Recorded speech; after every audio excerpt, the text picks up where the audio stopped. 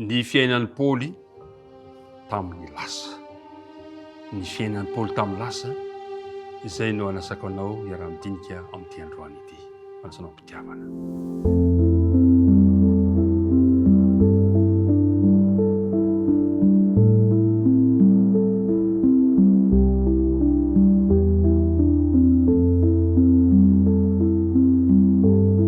Miaraba antsika rehetrarehetra indray tafahoana soamantsara amin'izao alatsinainy faharoa ny volana febroary izao. Ny men'Andriamanitra tombontsoa indray isika afaka miara-mandinika ny teny manohy an'izy eto. Raha isika fitahiana tsy takatry ny saina izany. Ary tena fitiavana tsy manam-petra izay omeny tompo ho ahy sy ho anao. Andeha fanovaovantanana isika ho marika izany fifampiarabana izany. Ny fiadanana tompo anie ho aminao sy ny ankohonanao. Hivavaka isika ho fanombohana ny dinika hifanaovana. Ray be fitiavana any an-danitro, rainay amin'ny alalan'i Jesosy Kristy ilay tia anay ianao, ilay mitandana ny fiainanay ka manome anay izao tombontsoa lehibe izao. Misaotra anao izahay noho ny fitantananao rehetra. Ankehitriny ary, raha andinika ny teninao izahay dia mangataka famelan-keloka ary mangataka ny fanenona masina mba hampianatra anay ny teninao. Dia tomoera-mponay tsirairay avy mitahiny mpiara-midinika rehetra na iza misy azy, dia aoka ho tsapa mandrakariva ny fanatrehanao tononona ny vavaka aminaran'i Jesosy. Amen. Ny fiainan'ny Paoly tamin'ny lasa. Ry mpiara-midinika namana, afaka resy lahatra isika fa fanandramana iraisan'ny kristianina vao niova fo ny fisaintsainana ny momba ny fiainana taloha sy taorianana raisana an'i Jesosy. Ny tsirairay avy dia samy manana izany lasany izany. Tahaka ny ataon'ny Paoly ao amin'ny Filipiana 4:7 dia mitantara ny amin'ny fiainany tamin'ny lasa izy sy ny fahasamihafany izany amin'ny fiainany ray fianandray an'i Jesosy izy. Misy koa nefa fotoana iresantsika momba ireo olona tsy kristianina ka iantsontsika azy hoe olona tsara ny olona izany, kanefa izy tsy mivavaka. Maro amin'izy ireny tokoa ny tahaka ny hoe tena olona tsara araka ny fomba fijery izao tontolo izao farafahakeliny. Kanefa rehefa tsaraina amin'ny fenitr'Andriamanitra dia kay tsy misy tsara na dia iray aza. Eny fa na dia ny kristianina aza. Maro izay ny lazainy ten'Andriamanitra, tsy misy marina na dia iray akory aza. Heverina fa olona tsara, kanefa rehefa jerena amin'ny fomba fijerin'Andriamanitra tsy tsara ka izany. Ary tahaka izany ny zavatra nitranga tamin'ny apôstôly Paoly. Andeha ho jerentsika ny voalaza amin'ny Filipiana 4:7 ka ny 4 ka hatramin'ny 5. Zao ny voalaza ny teny.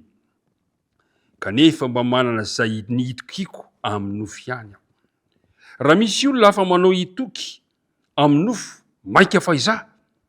Fa voafora tamin'ny andro fahavalo aho, ary amin'ny fototsy Israely dia avy amin'ny firenen'ny Benjamina, Hebreo sady avy amin'ny Hebreo aho, araka lalàna dia fariseo, araka ny zotom-po dia nanenjika ny fiangonana, araka ny famarinana avy amin'ny lalàna dia tsy manan-tsiny. Mitanisa ny fiainany Paoly, iza moa izy Paoly, zao izy Paoly, dia tsy hoe voafora fotsiny fa teraka Israelita, Hebreo aho, anisan'ny vahoaka ny fanekena ny reharehan'ny Paoly mihitsy izany. Noforana tamin'ny andro fahavalo aho taoriana naterahako. Ankoatran'izany, avy amin'ny fokony Benjamina, foko izay manana ny maha izy azy, manana ny tanàna voafaritra tsara teo amin'ny taranak'Israely. Tsy hoe nahiteny Hebreo fotsiny aho izy Paoly, fa mpianatry olona Gamaliela, manana ny maha izy azy. Amin'ny mahafariseo aho dia manana pahalalana betsaka mikasika ny lalàna izay tokony ampiarina. Faravakely ny amin'ny fomban-drazana. Tena nafanafoa izy Paoly tamin'ny fandalana ny lalàna. Hany ka nanenjika ny fiangonana izay tsy mifanaraka tamin'ny fomba fiaina Jiosy. No heveriko fa tsara izany. No heveriko fa tsy manan-tsiny aho ary tena marina tamin'ny hevitr'olombelona. Zao nefa ny zavatra nitranga takatry Paoly anefa. Fa raha tsy nohony amin'ny Kristy dia meloka izy eo anatrehany lalàna. Ry mpiara-midinika namana, nanany reharehan'ny Paoly tokoa ny fiainany tamin'ny lasa rehetra. Olona manana maha izy azy aho izy Paoly. Kanefa dia aseho an'ny Paoly ankolaka eto ny mahasamy hafa mpino jiosy izay mampely fampianarana sandoka sy ireo mpino tsy voafora izay mitehitra tanteraka amin'ny Kristy Jesosy mba azoan'ny famonjena ka tsy mitoky amin'ny asan'olombelona tahaka ny famorana. Na dia natao miendrim-panajana teo anatrehan'ny jiosy namany aza ny fiainan'ny Paoly tamin'ny lasa sy ny titiarana dia tsy misy ny antoka ny famonjena zany na dia iray akory aza. Rano marina ary mpiara-mitinika namana. Toa nanakana ny Paoly amin'ny famonjena, toa nanajamba azy izany fiheverany tena ho zavatra izany. Ry mpiara-mitinika namana, badiny hoe ny fiainanao tamin'ny lasa, dinio izay mba mety no reharehanao mihoatra noho ny famonjena izay nataon'i Jesosy ianao. Resy lahatra i Paoly fa tsy nisy ny antoka ho amin'ny famonjeny ireo izay ny overiny. Hoy izy Paoly mba manana izay mba hitokiko amin'ny nofy ihany aho. Dia mba nitany sainy teo le izy. Izany ny fiainan'ny Paoly tamin'ny lasa. Le mpiara-mitinika namana, natsapa ny apôstôly Paoly fa tsy nitsinona izy teo anatrehan'ny fahamarinan'i Kristy. Ary zay nahatonga ny Paoly ilaza ao amin'ny Romanina toko fahafito. Romanina toko fahafito, Romanina toko fahafito ka manomboka eo amin'ny andininy fahafito. Inona no lazaitsika? Ota avy any lalàna, sanatry izany. Kanefa tsy nalalany ota raha tsy tamin'ny lalàna, satria tsy fantatra akory ny fitsiritana raha tsy ny lalàna manao hoe aza mitsiritra. Andininy faharoa folo. Ka dia masina tokoa ny lalàna, ary masina ndidy, sady marina no tsara.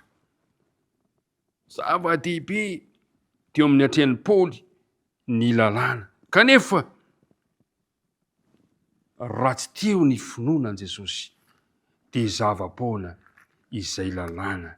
Izay zao no nambaran'ny Paoly ao amin'ny Filipianina toko fahatelo ka ny andininy fahasivy.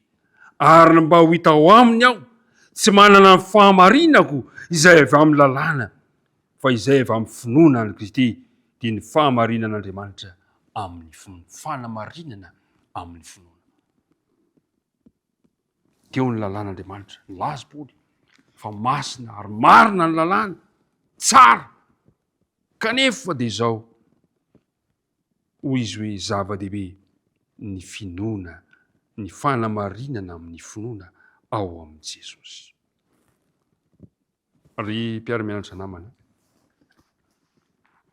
nanana ny fiainany lasa i Paoly. Kanefa le fiainany lasa izay niveriny fiarahamonina fa tsara, aisaka nanajamba ny masony ka saika tsy nahazo amin'ny famonjena. Soa fa teo Jesosy. Teo Jesosy nampafantatra azy ny marina ka nahatonga azy hitodika eo amin'ny finoana an Jesosy. Zava-dehibe ny finoana an Jesosy satria izay no hany loharanon'ny fahamarinana sy ny famonjena fa tsy ny lalàna izay nitazony kanefa tsy ninoany kosa Jesosy ilay mpamonjy azy.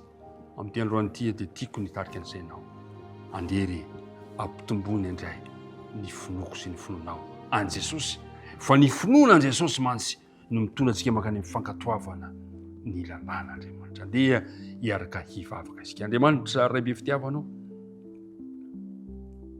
samy manana ny lasany sy ny fanaramana tamin'ny lasa avokoa ny tsirairay avy.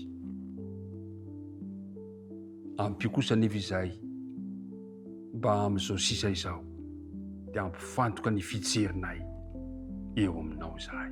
Ka tsy toky izay mety ny reharehanay tamin'ny fiainay tamin'ny lasa rehetra, fa hiantehitra kosa amin'ny finoana an Jesosy ilay zanakao ilay tokana izay ilay maty ho anakay hamonjy anay tsirairay avy. Dia mitahery anay amin'ity tontolo andro ity. Tantandro izay mahakasika anay. Tononona ny vavaka amin'ny anaran'i Jesosy. Amen.